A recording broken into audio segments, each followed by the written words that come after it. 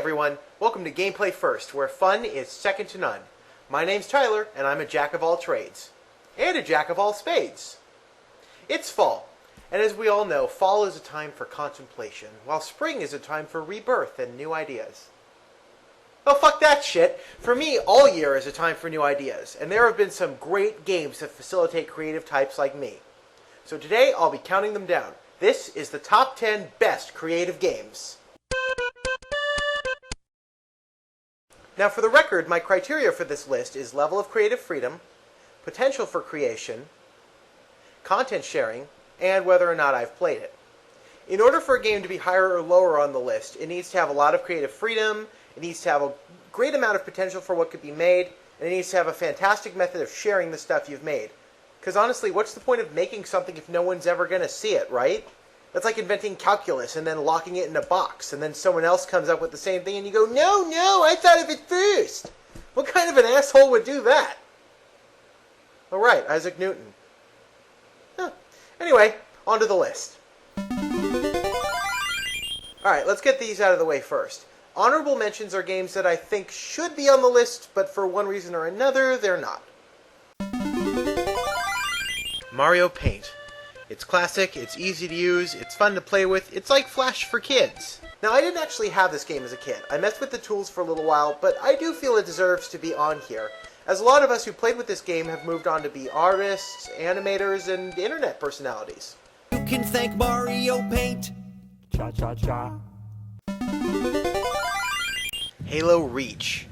While researching this review, I discovered that Halo Reach's Forge mode is actually a robust level editor, and I have to say I was intrigued. I borrowed a friend's copy and I messed with it, and I have to say that I'm really impressed with Bungie's effort on this thing. While I haven't extensively delved into Forge mode, I do feel I should mention it because if I had more time, I would definitely mess around with it. Number 10. Lego Creator. Let's be honest here, if you play games that let you build stuff, you probably played with Legos as a kid. If you grew up in the 90s like me, you might have had this little gem of a game. Lego Creator gave you a huge world, unlimited Lego bricks of every shape, size, and color, and said, go nuts, kid. And go nuts I did. The things I could build were limited only by my imagination and the processing power of my computer at the time. 1991, you do the math. Number 9. The Sims 3.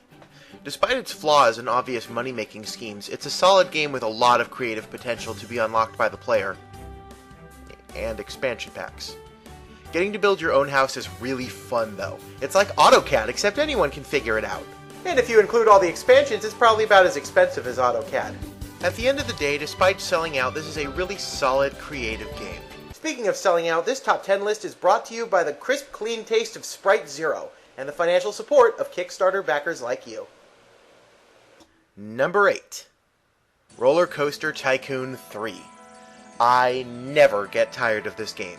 With nearly unlimited options, you can build your own theme park however you want. I've seen some amazing creations on YouTube, and that's the only reason it's not higher on the list. There's no real way to share with your friends except if you have Fraps and a YouTube account. Despite that, Roller Coaster Tycoon 3 is a solid, fun game, and it's always a ton of fun to go into first person and ride your crazy creations. Roller Coaster Tycoon 3, because Disneyland is expensive and far. Number 7. Portal 2. Unexpected but fantastic. The Perpetual Testing Initiative lets players make their own levels, and Cave Johnson's commentary makes it even better. I'm always amazed by the puzzles people come up with that never cease to make me feel like a mental midget. Sorry, mental little person. Whether you're looking to challenge your own mind or other players, Portal 2 is a fantastic creative game. Number 6. Banjo-Kazooie Nuts and Bolts. Despite being almost universally despised by Banjo-Kazooie fans, Nuts and Bolts is actually a solid vehicle building game that offers a lot of creative potential. Some of the vehicles I've built and seen built are not only creative, but they're a ton of fun to drive.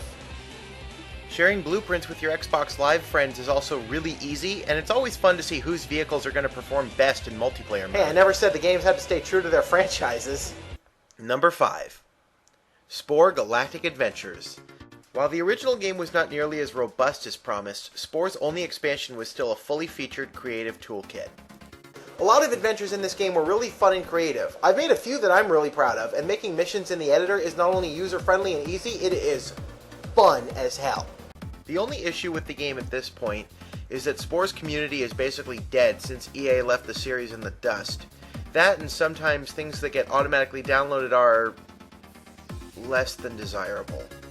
The expansion does have a lot of creative potential, and it's still a great way to tell an interactive story in a fun and interesting way. Number 4. Warioware DIY. The spiritual sequel to Mario Paint. It's great for the same reasons, but in addition it taught the basic logic for video game design. Warioware DIY also has a great method of sharing your content, albeit it's kind of dwarfed by Nintendo's friend code system. That said, creating microgames is both easy and fun, and WarioWare DIY is in general a fantastic game. Number 3. Modnation Racers. Easily the best kart racing / building game I've ever played. It's fast-paced, it's fun, it's endlessly customizable. Not only is this game fun to play, but it's fun to build with too, and that's not something you can say about a lot of games. By the way, Little Big Planet Karting would be eligible for this spot, but considering I've only played the beta and it's not officially released yet, I really don't think it would be fair to give it the spot. So let's just call it kind of an honorable mention, sort of, based on the beta. Number 2. Little Big Planet 2. When it comes to a game that makes games, it's second to none. Rather than let players create their own platform games like the original, Little Big Planet 2 lets players create any game they can possibly imagine. The fact that you can take an engine like this and build something like this or this is nothing short of mind-blowing. The only reason it's not number 1 is that the game creation tools are just a little too complicated for just anybody to use. They're at least somewhat intuitive, and Stephen Fry's narration in the tutorials is top-notch, but it's just too hard for the average user. What could possibly outshine Little Big Planet 2 in creative potential? Oh, like you didn't already know from the start. Fuck you. Number 1. Minecraft. The only game I've ever seen that literally has something for everyone, creative or not. Minecraft is a fantastic creative tool, and the things people build in it never fail to amaze me. Almost anyone can log into Minecraft, understand the game pretty quickly, and with very minimal instruction create something amazing. The potential of building in Minecraft is practically limitless, and being able to play online with friends and build together is easily one of the best experiences I've ever had in a creative game. Every time the game gets a new patch, the potential for creation gets bigger and bigger. That is why Minecraft is my number 1 game for creation. So there you have it, the best games for creation. If you like making things, I'd highly recommend all of them.